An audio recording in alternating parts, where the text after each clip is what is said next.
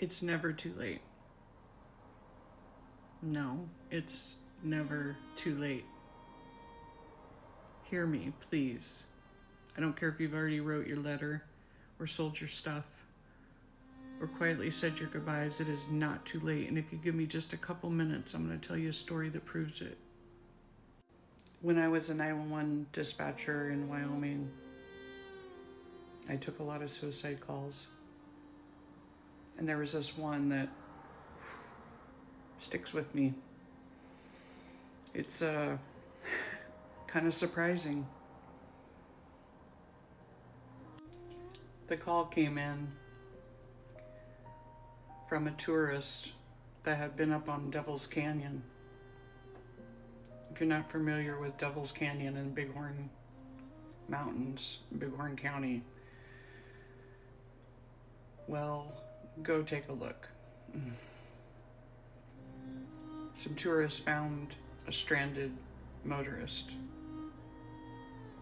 Didn't seem like that big of a deal, but when he got back to dispatch to the annex, things changed. And this is where the story gets kind of crazy.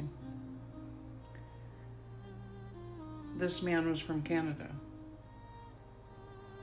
and he had drove all the way here after planning for over a year, selling everything he owned, quietly quitting his job, selling his house and all of his possessions, planning to go to Devil's Canyon and end his life. So this gentleman's in my annex now. I'm face to face with a suicide call.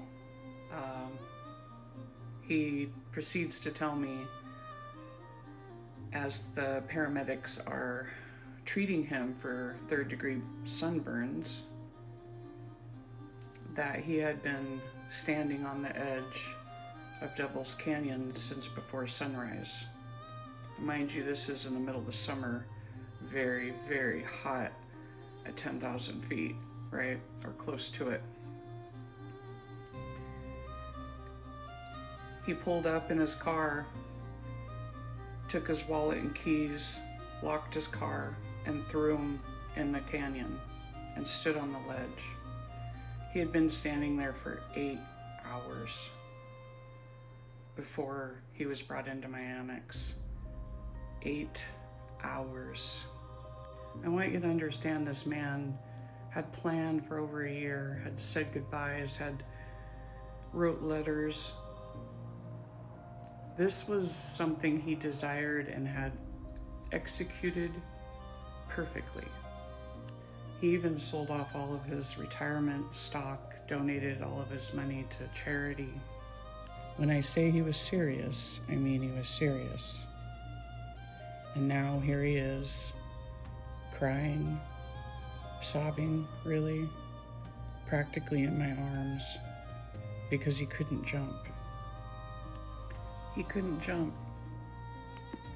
Now, I could go into a lot more of this story, but the point of this story is I want you to know where he is today. That man couldn't leave.